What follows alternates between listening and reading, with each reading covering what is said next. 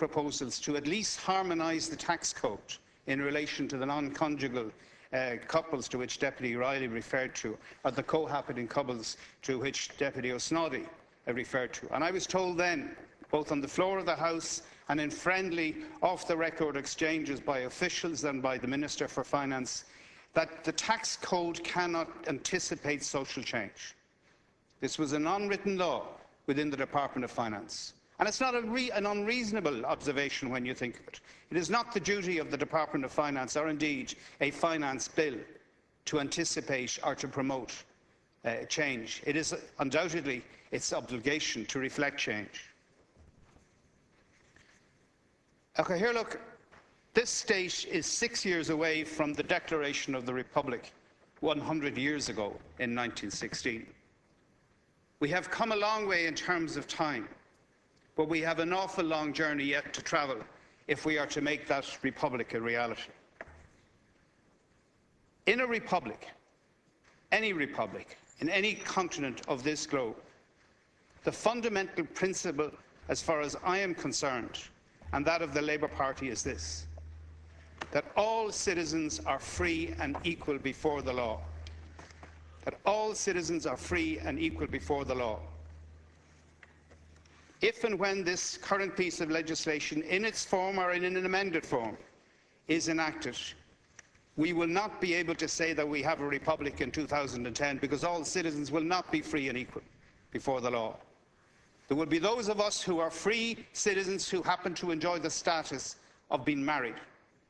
And there will be those of us who are free and able to enjoy the status of having a civil partner. And there will be those of us who will be able to have children, naturally, if possible, naturally with medical assistance, or by adoption. And there will be those of us in loving couple relationships who will not be able to have that right. This does not deliver freedom. This is not a Republican piece of legislation. It cannot and does not go far enough.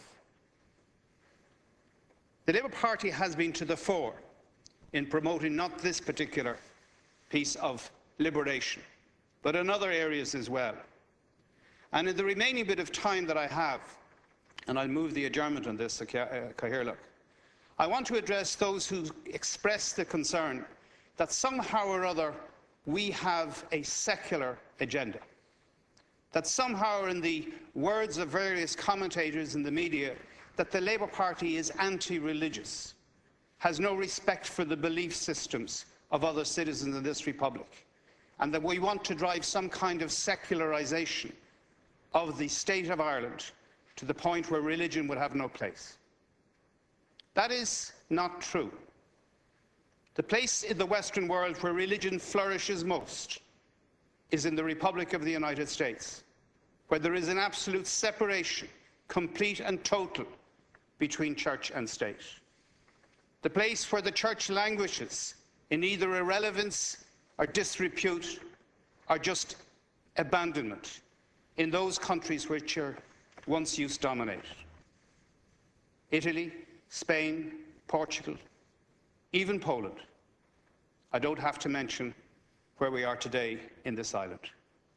Next week, or next month, we'll have the spectacle of the 24-odd number, 30 bishops, being summoned by the head of another state, who happens to be the head of their religion, to answer for their behaviour in this country, in another country. We don't know what the outcome of that will be. But there was a time when those same office holders would have told this Assembly what to legislate for, how to legislate, how far we could go, and how far we cannot trespass beyond the boundaries which they set for us. Cathaoirleach, that day's gone. That day no longer exists. That day will no longer return in my lifetime, and I hope not in the lifetime of my grandchildren. Because then they will be free Republican citizens, choose to believe whatever it is they want to believe, choose to practice whatever it is they want to practice, but summoned before a court equal in the eyes of the state's constitution, the Republican constitution, as believers and non-believers. And on the word of belief, let me say this. Everybody is a believer. There is no such thing as a non-believer, just as there's no such thing as a non-national or a non-Catholic or a non-person. There are citizens who believe different things. People believe in God, and some people believe in atheism, and some people believe in humanism, and some people believe in agnosticism, but we all believe. And we need the protection and the security of a republican state and its constitution to give us the equality of the rights of belief and subsequent behaviour informed by our conscience as to how we should behave. And we need the laws and the courts of the land and the enforcers of those laws to ensure that how we behave and how we act out our beliefs does not impinge on the liberties and the rights and the beliefs of our neighbours. So let's get rid of this sting of a dying wasp that attempts to say there are those amongst us who have a destructive secular agenda. Not so, sir. Not so. We have a liberating republican agenda that wants to complete the task that was commenced 94 years ago in this island, in this city, when in the proclamation of the Republic, whose ringing poetry is not echoed in the words of our Constitution, where all the children of the nation are not treated equally, and where all, as a consequence, the citizens of the nation are not treated equally. Someday it'll happen. Someday it'll come. Someday it will be true. Someday it will be written into law. And someday deputies in this House will make it law.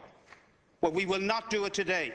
And we will not do it for so long as a bill of this temerity, of a bill of this timidity, of a bill of this inadequacy is put before us by a government that claims to be the Republican Party, when its better boast is to be that of the Publicans Party. I want to say that there is a necessity in this discourse to recognise that what can't be achieved today should not get in the way of making as much progress as we possibly can. What can't be achieved today should not, in fact, be an excuse for doing nothing. And what can't be achieved today is an excuse for not remembering that while we might do some business because of the Conservative majority on this side of the House, over there, that majority will have the full and final word on how far this Assembly can ultimately go. There is a wonderful inscription on the base of the Parnell Monument at the top of O'Connell Street, that beautiful piece of both sculpture and architecture and design, and the immortal words amongst the many phrases that Parnell uttered to the greatest imperial power in the world at that time. No man has the right to set the limits to the march of a nation. No man has the right to say, thus far shalt thou go and no further. We will go as far as this present Constitution allows us to go, but it is not the end destination of where we want to arrive. And until such time as we can arrive there, this will not be the Republic which was signed into the proclamation of 1916. That task remains to be done.